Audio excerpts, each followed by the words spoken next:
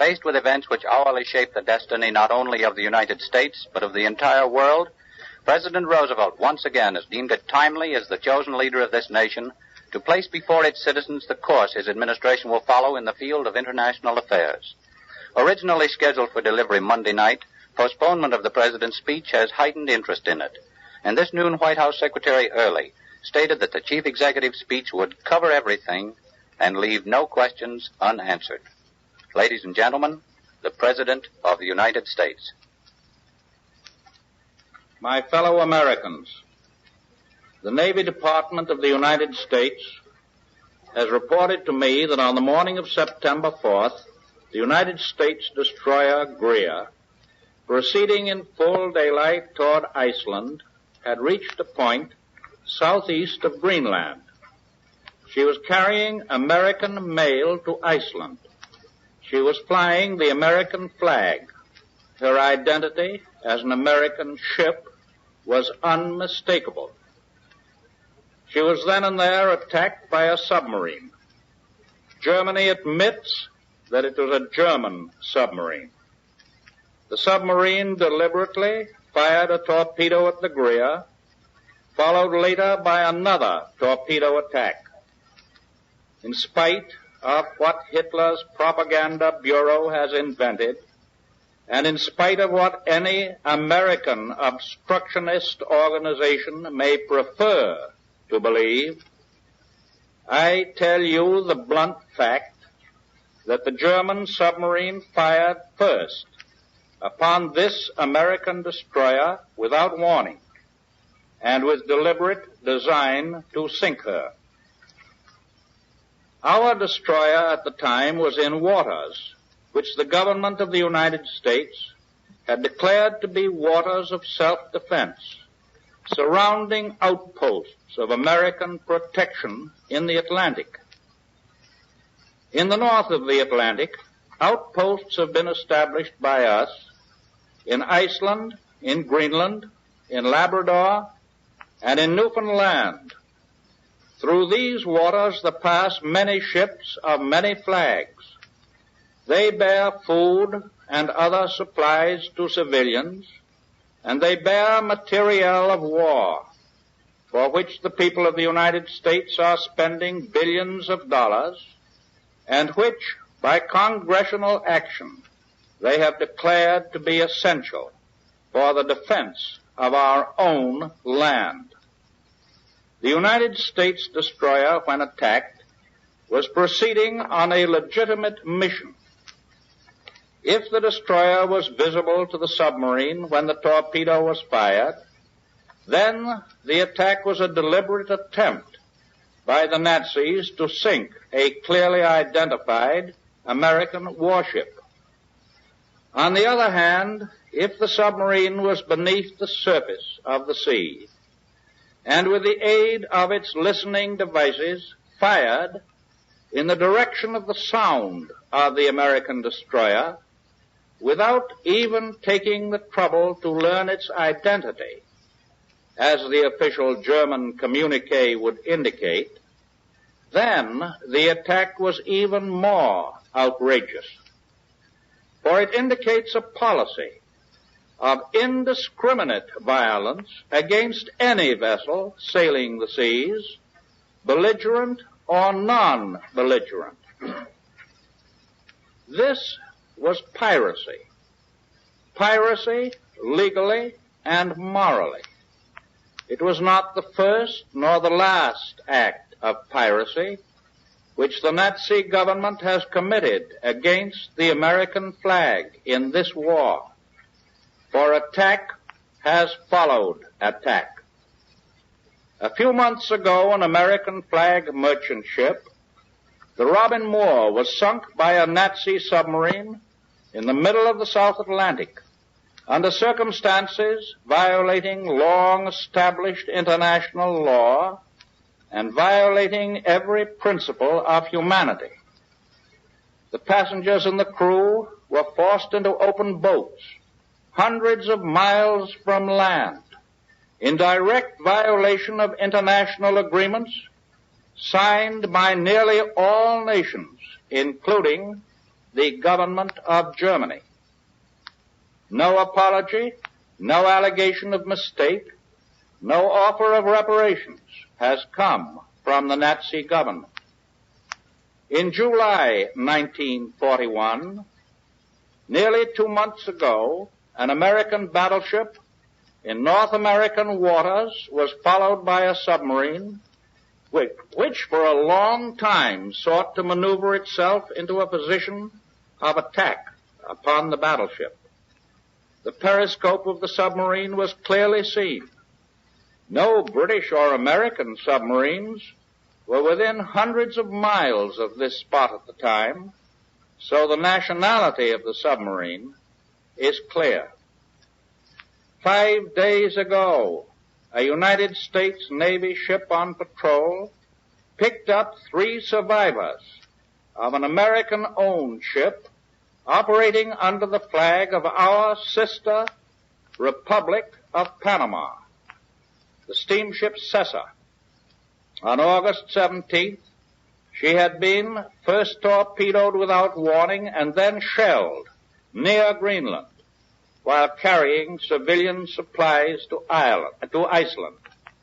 It is feared that the other members of the crew have been drowned. In view of the established presence of German submarines in this vicinity, there can be no reasonable doubt as to the identity of the flag of the attacker. 5 days ago, another United States merchant ship, the Steel Seafarer, was sunk by a German aircraft in the Red Sea 220 miles south of Suez. She was bound for an Egyptian port. So 4 of the vessels sunk or attacked flew the American flag and were clearly identifiable. 2 of these ships were warships of the American Navy. In the 5th case, the vessel sunk clearly carried the flag of our sister Republic of Panama. In the face of all this, we Americans are keeping our feet on the ground. Our type of democratic civilization has outgrown the thought of feeling compelled to fight some other nation by reason of any single piratical attack on one of our ships. We are not becoming hysterical or losing our sense of proportion. Therefore, what I am thinking and saying tonight does not relate to any isolated episode. Instead, we Americans are taking a long-range point of view in regard to certain fundamentals, a point of view in regard to a series of events on land and on sea, which must be considered as a whole, as a part of a world pattern. It would be unworthy of a great nation to exaggerate an isolated incident or to become inflamed by some one act of violence. But it would be inexcusable folly to minimize such incidents in the face of evidence which makes it clear that the incident is not isolated, but is part of a general plan. The important truth is that these acts of international lawlessness are a manifestation of a design that has been made clear to the American people for a long time. It is the Nazi design to abolish the freedom of the seas and to acquire absolute control and domination of these seas for themselves. For with control of the seas in their own hands, the way can obviously become clear for their next step: domination of the United States, domination of the Western Hemisphere by force of arms. Under Nazi control of the seas, no merchant ship of the United States or of any other American republic would be free to carry on any peaceful commerce except by the condescending grace of this foreign and tyrannical power. The Atlantic Ocean, which has been and which should always be a free and friendly highway for us, would then become a deadly menace to the commerce of the United States, to the coasts of the United States, and even to the inland cities of the United States. The Hitler government, in defiance of the laws of the sea, in defiance of the recognized rights of all other nations, has presumed to declare on paper that great areas of the seas, even including a vast expanse lying in the Western Hemisphere, are to be closed, and that no ships may enter them for any purpose except at peril of being sunk. Actually, they are sinking ships at will and without warning in widely separated areas, both within and far outside of these far-flung pretended zones. This Nazi attempt to seize control of the oceans is but a counterpart of the Nazi plots now being carried on throughout the Western Hemisphere, all designed toward the same end. For Hitler's advance guards, not only his avowed agents, but also his dupes among us, have sought to make ready for him footholds, bridgeheads in the New World, to be used as soon as he has gained control of the oceans.